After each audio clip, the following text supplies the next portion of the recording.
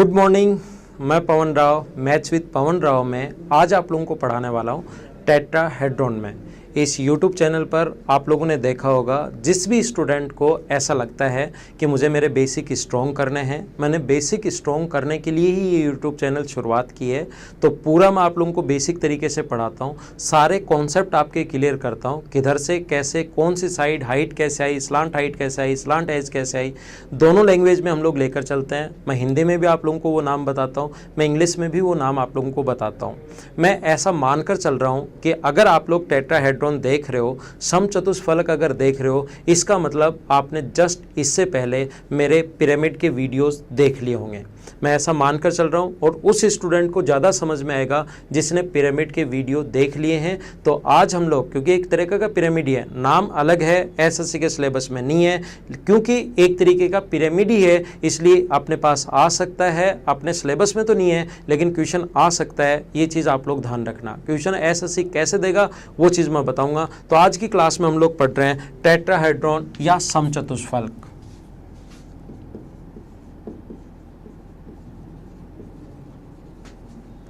Tetrahedron या समचतुष्फलक, सबसे पहली बात होता क्या है, मैं काफ़ी डिटेल से आप लोगों को समझा चुका हूँ कि पिरामिड क्या होता है।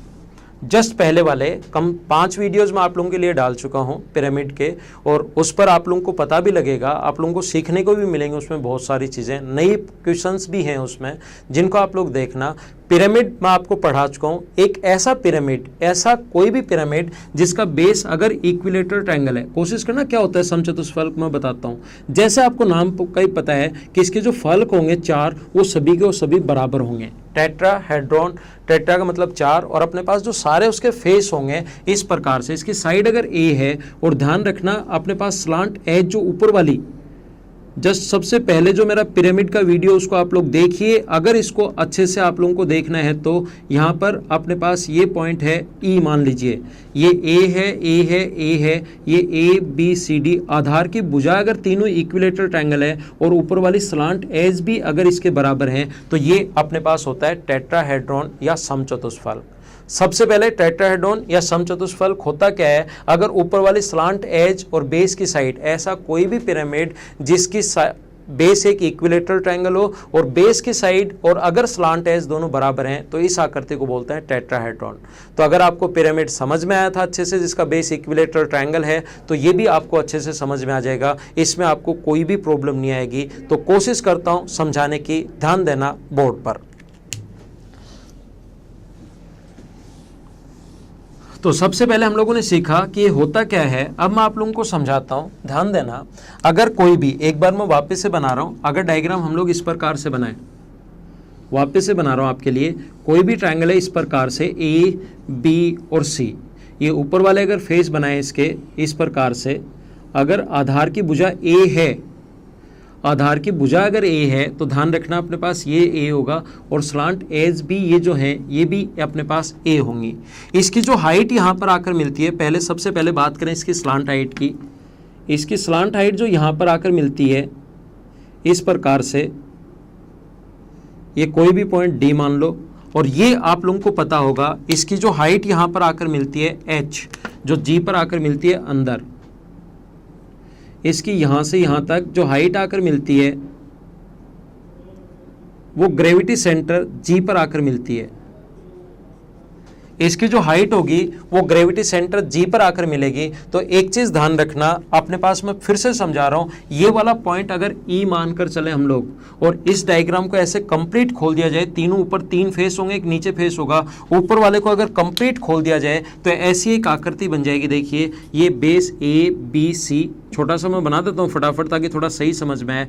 इस प्रकार से ये अगर खोल दिया जाए बाहर की तरफ, ये अपने पास इस प्रकार से खोल दिया जाए, तो ये अपने पास पॉइंट ई, ये अपने पास पॉइंट ई, ये अपने पास पॉइंट ई। अब कुछ लोगों को लगेगा सर ये ई पॉइंट 3 जगह कैसे आ गया, ये जो लाल अक्षरों में ई पॉइंट लिखा हुआ है, जैसे आप लोग इसको खोलोगे और वापस अगर बंद करोगे तो ई, तो इस प्रकार से 4 इक्विलेटरल ट्रायंगल, 1 2 और 3।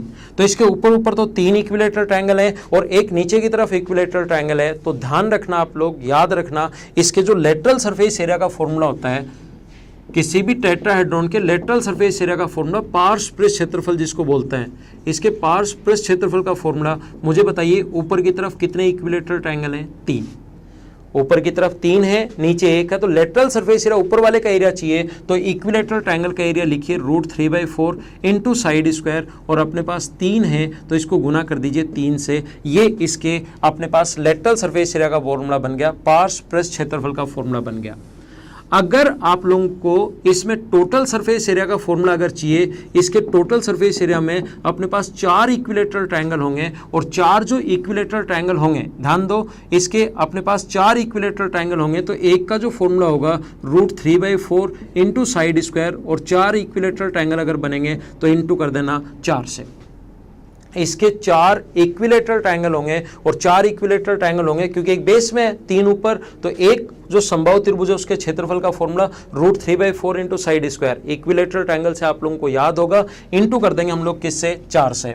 और इसके वॉल्यूम का जो फॉर्मूला होता है, आयतन का जो फॉर्मूला होता है, वो होता है 1/3 आधार का क्षेत्रफल। बताओ आधार क्या है? टेट्राहेड्रॉन में आधार इक्विलेटरल ट्रायंगल ही आ सकता है, तो √3/4 इंटू साइड स्क्वायर इंटू कर देंगे h से, √3/4 इंटू साइड स्क्वायर और इंटू कर देंगे h से। एक बहुत ज़्यादा इंपॉर्टेंट पॉइंट आप लोग सभी लोग समझने की कोशिश करना, मैंने पहले भी आप लोगों को समझाया है कि g से a तक का मान अगर निकालना है, यहाँ से यहाँ तक g से a तक की अगर वैल्यू आपको निकालनी है, तो इसका मान होता है साइड अपॉन 2√3। और अगर आपको ये अंदर वाले सर्कल की रेडियस के बराबर होता है, क्योंकि इक्विलेटरल ट्रायंगल में वही इन सेंटर, वही ग्रेविटी सेंटर, वही सेंट्रोइड सारे एक ही होते हैं। और अगर आपको जी से ए तक की वैल्यू निकालनी है, तो जी से ए तक की वैल्यू होगी साइड अपॉन √3 बाह्य वृत्त की त्रिज्या के बराबर। और ये लाल अक्षरों में अगर हाइट h है, ये हाइट h है, तो ध्यान देना इस सामने वाली साइड को, क्योंकि आपने बना लिया होगा, जैसा आपको पता है, मैं आपको सिखाते हुए चलता हूँ कि आप लोग अपनी पेन और कॉपी अपने साथ रखिए, जिससे आपको आसानी से समझ में आ जाए। सामने वाली साइड एक बार हटा दी ताकि आपको सही समझ में आए। मुझे बताइए a के स्क्वायर में से अगर a/√3 का स्क्वायर माइनस करोगे तो क्या h स्क्वायर अपने पास आ जाएगा क्या? तो इसकी हाइट निकालने का जो फॉर्मूला होता है, इसका h निकालने का जो अपने पास फॉर्मूला होता है, इसके हाइट का फॉर्मूला मैं अलग से समझा रहा हूँ। इसके हाइट का जो फॉर्मूला होगा वो अपने पास होगा a स्क्वायर में से माइनस कर दो आप लोग a² अपॉन 3। 3a स्क्वायर में से a स्क्वायर माइनस करोगे तो h बराबर आ जाएगा √2 अपॉन √3 इंटू a। ये आपके लिए बहुत ज़्यादा इंपॉर्टेंट है, इसको याद रखना। और ये h का मान अगर हम लोग यहाँ पुट कर दें तो इसको सोल्व करने पर देखो क्या आएगा, 1/3 √3/4 इंटू साइड स्क्वायर की जगह a स्क्वायर, और इसकी जगह h की जगह हम लोग लिख सकते हैं √2 अपॉन √3 इंटू a। √3 से देखो √3 कट जाएगा, और अपने पास ये कट जाएगा, इससे 12 से √2 टाइम्स इसको काट दोगे तो 2√2, तो आएगा a³ अपॉन 6√2। ये अपने पास वॉल्यूम का फॉर्मूला है 6√2। ये 12 होगा ना, 4 × 3 12, √2 से √2 टाइम, तो ये फॉर्मूला होता है, ये याद रखना। आया कैसे वो चीज़ तो मैंने समझाई है। अब इसमें इंपॉर्टेंट क्या है जो आप लोगों को याद रखना है, ये मैंने समझा दिया। ऐसा कोई भी पिरामिड जिसका बेस भी इक्विलेटरल ट्रायंगल हो और ऊपर भी तीनों फेस इक्विलेटरल ट्रायंगल हो, तो उसको समचतुष्फलक या टेट्राहेड्रॉन बोलते हैं। इसके लेटरल सरफेस एरिया में √3/4 इंटू साइड स्क्वायर गुना करेंगे 3 से। कुल पृष्ठीय क्षेत्रफल जो होता है उसमें 4 फेस होंगे, तो वो एक का क्षेत्रफल निकाल के 4 से गुना। वॉल्यूम का फॉर्मूला होता है a³ अपॉन 6√2, और इसका अपने पास हाइट का जो फॉर्मूला होगा √2 अपॉन √3 इंटू a होता है। ये आप लोग ध्यान रखना, a यहाँ पर साइड है, ये जो a है वो अपने पास यहाँ पर भुजा है। ये 4 फॉर्मूले इसके बहुत ज़्यादा इंपॉर्टेंट हैं, इसको आप लोग लिख सकते हो। इनका आप लोग स्क्रीनशॉट, एक ये वाला, एक ये वाला, एक ये वाला, और कभी बार आपके सामने टेट्राहेड्रॉन एसएससी के सिलेबस में नहीं लिखा हुआ, लेकिन एक तरीके का पिरामिड ही है, तो आपके सामने आ सकता है। तो आइए इसके अब हम लोग कुछ क्वेश्चंस करेंगे। अभी इसका बेसिक इतना ही है, बेसिक से यहीं से क्वेश्चन पूछेगा, और इसके कुछ आसान क्वेश्चंस मैं आप लोगों को करवाऊंगा ताकि आप लोग उनके क्वेश्चंस की एक बार थ्योरी समझ सको। बाद में और अच्छे और स्टैंडर्ड के क्वेश्चंस हम लोग बाद में एक साथ करेंगे। अभी सिर्फ इसकी थ्योरी के कॉन्सेप्ट क्लियर हो, उसके लिए मैं 2-3 आपको आसान क्वेश्चंस करवाता हूँ। आइए क्वेश्चंस देखते हैं। तो ये आपके लिए पहला क्वेश्चन, एकदम आसान क्वेश्चन। फर्स्ट क्वेश्चन आपके लिए, Each side of a tetrahedron is 9 cm. Then find the total surface area, lateral surface area and volume. मैंने तीनों चीज़ें ही पूछ ली हैं ताकि आपको थोड़ा सा ठीक से और अच्छे से समझ में आए। एक समचतुष्फल की एक भुजा 9 सेंटीमीटर है, तब उसका पार्श्व पृष्ठ क्षेत्रफल, टोटल सरफेस एरिया, कुल पृष्ठीय क्षेत्रफल और आयतन तीनों हमें ज्ञात करना है। कैसे फाइंड आउट करेंगे? एकदम आसान क्वेश्चन है ये वाला। करने का जो तरीका होगा अपने पास, यहाँ पर 9 सेंटीमीटर दी हुई है। टेट्राहेड्रॉन का मतलब बेस की साइड भी 9 है और ऊंचाई भी अपने पास 9 है, दोनों चीज़ें, ये भी 9 है और ये भी अपने पास 9 है। टेट्राहेड्रॉन अगर दिया हुआ है तो पहला, अगर टोटल सरफेस एरिया पूछे, इसका टोटल सरफेस पहले पहले से निकाल लो। इसका लेटरल सरफेस एरिया अगर कभी पूछे, लेटरल सरफेस एरिया का फॉर्मूला होता है अपने पास 3 है इसके, इंटू √3/4 इंटू साइड स्क्वायर, और साइड स्क्वायर यहाँ पर 9 का स्क्वायर कितना होगा? 81। अपने पास √3/4 इंटू साइड स्क्वायर, और इसमें 3 पृष्ठ होंगे इसलिए गुना कर देंगे 3 से, तो इतने सेंटीमीटर स्क्वायर। अगर हमें टोटल सरफेस एरिया पूछे, कभी भी कुल पृष्ठीय क्षेत्रफल जो पूछा है, तो अपने पास 4 इंटू √3/4 इंटू साइड स्क्वायर 81, अपने पास इंटू कर देंगे 4 से, ये अपना आंसर होगा।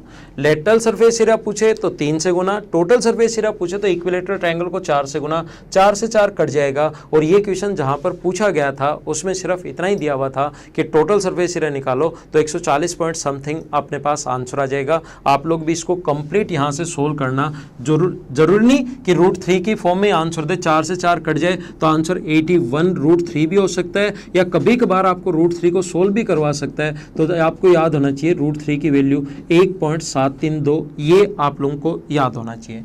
और वॉल्यूम का जो फॉर्मूला होगा, वॉल्यूम का फॉर्मूला होगा a³ यानी 9 का क्यूब अपॉन अपने पास a³ अपॉन 6√2। वॉल्यूम का फॉर्मूला होता है हमेशा a³ अपॉन 6√2। इसके बाद आप लोग इसको सोल्व तो कर ही सकते हो, यहाँ से सोल्व कर लेना, अपने पास आंसर आ जाएगा। सोल्व आप लोग खुद कर सकते हैं तो अपने पास आंसर आ जाएगा। ये है अपना पहला क्वेश्चन। चलिए हम लोग अपने दूसरे क्वेश्चन की तरफ चलते हैं, ध्यान दीजिए बोर्ड पर। तो एक क्वेश्चन मैं आप लोगों को समझा चुका हूँ, अगले 2 क्वेश्चन मैं फिर से समझाता हूँ जो एसएससी में आने लायक हैं। देखिए जो छोटे और आसान क्वेश्चन, ताकि आपकी थ्योरी कंप्लीट हो। The sum of each side of a tetrahedron is 36 centimetre, then find the volume of tetrahedron. Sum दिया हुआ है 36 सेंटीमीटर, किसी समचतुष्फल की भुजाओं का योग 36 सेंटीमीटर है, तो आयतन ज्ञात कीजिए। और ये ऑप्शन भी अपने पास हैं, मैंने ऑप्शन भी लिख दिए हैं। कुछ लोगों को लगता है कि सर ऑप्शन भी लिख दिया करो साथ साथ, तो ऑप्शन भी मैंने लिख दिए हैं। Find the volume of a tetrahedron whose height is 4√3 centimetre. दूसरा क्वेश्चन, 4√3 सेंटीमीटर ऊंचाई वाले समचतुष्फल का आयतन क्या होगा, वॉल्यूम क्या होगा, ऐसा हम लोगों से पूछा गया है। तो कैसे कर पाएंगे? दोनों क्वेश्चन मैं समझाता हूं, दोनों ही आसान हैं, फॉर्मूले पर बेस्ड क्वेश्चंस हैं। अगर आपने बेसिक ढंग से समझा है तो आप लोग आसानी से कर पाओगे। आइए समझाता हूं।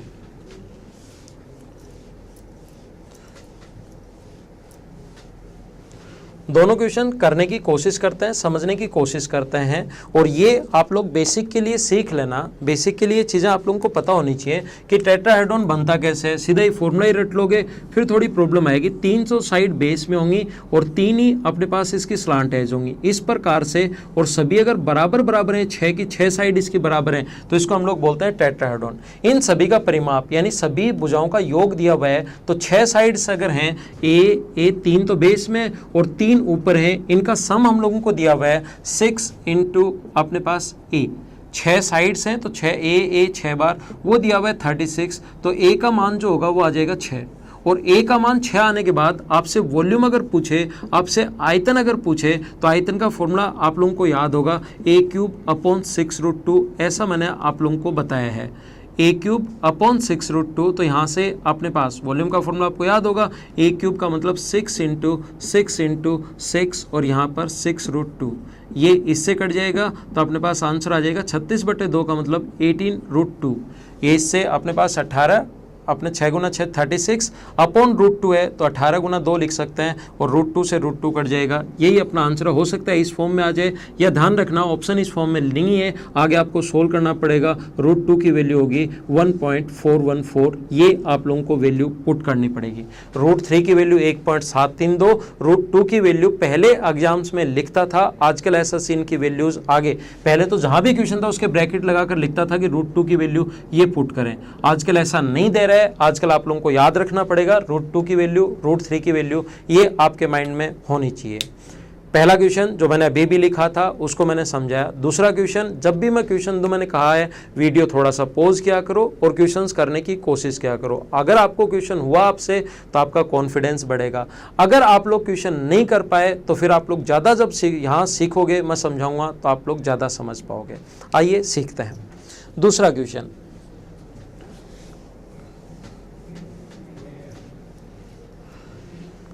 सेकंड जो क्वेश्चन था अपने पास उसमें हम लोगों को हाइट दी हुई थी, इसकी हाइट दी हुई है, किसी भी टेट्राहेड्रॉन की हाइट दी हुई है 4√3।